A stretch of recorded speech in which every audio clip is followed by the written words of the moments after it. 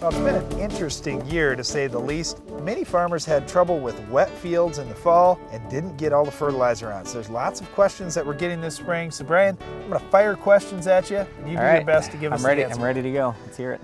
All right, well, the first question I've got is, if you're putting out fertilizer in the spring, how quickly does it need to be covered? Let's talk about nitrogen first. Let's say you're throwing urea out there, broadcast spreading it. How fast do you have to work that in? Okay, so with urea, if you're going to put it out on ground, you've got 24 to 48 hours, regardless of the conditions. That's what the studies have shown. Now, you have a little more time if your ground is black, the weather is cold, and you have no moisture whatsoever. Okay, but if you have residue out there, if you have warmer temperatures, and you have just a little bit of moisture, not much, those are about the worst possible conditions you can have. So you got to get that stuff covered as quickly as possible. Okay, well, what about phosphorus? Let's say you're spreading out some MAP or some DAP out in the field. Are the rules a little bit different for phosphorus than they are for nitrogen? Honestly, with phosphorus and with potassium, I don't really care. You just get them out there. I'm not too worried about it. The only thing that really concerns me is putting them on frozen ground. We absolutely do not want to put them on frozen ground. The reason why is I just worry about some rain coming along or something to move that product off-site.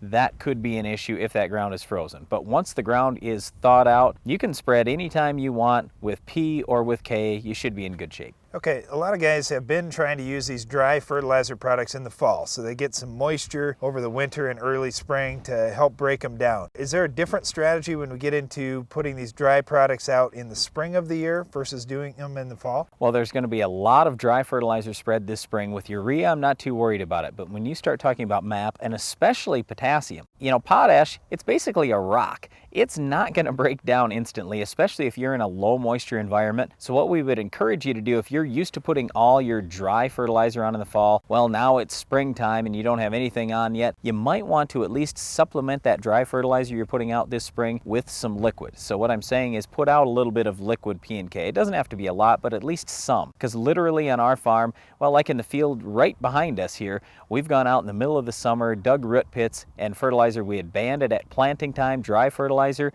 In July, that fertilizer was still not broken down. We found dry pellets, dry granules in the soil. That doesn't help this year's crop at all. We're hearing a lot of questions about starter fertilizer too. The prices are high. Guys are wondering, should they use starter or not? And if they do use starter, is there only so much you can put in furrow or close to the seed, or is it more than a guy thinks? Yeah, it's funny you bring that up because just the other day I had a guy come to me and say, hey, I'm putting on 10 gallons of 1034O in furrow on my corn, and I live in a drier region and I have lighter soil.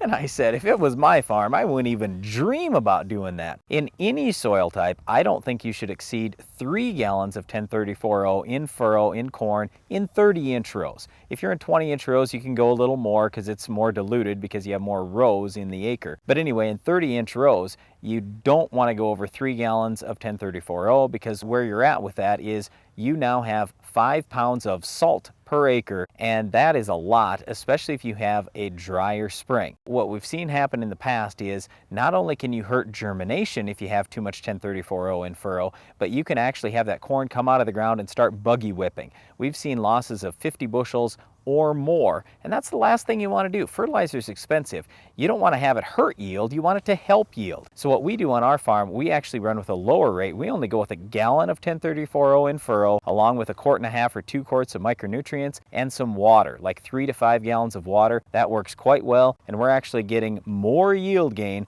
than when we were running higher rates of starter. Okay, final question here. Sulfur. We're getting a lot of questions about sulfur. We're running short in just about all our crops. How big a deal is this sulfur getting to be? Yeah, it's huge. We used to get all our sulfur for free from air pollution. We don't get that anymore. So especially in the grass crops, we need a lot of sulfur. If you're raising corn or wheat or any other grass crop, you need to put some sulfur out. A good rule of thumb is for every 10 to 15 pounds of nitrogen you put out 1 pound of sulfur along with that, and you should be in pretty good shape. Well, fertilizer is a big deal, but so is controlling this week's Weed of the Week. Can you identify it?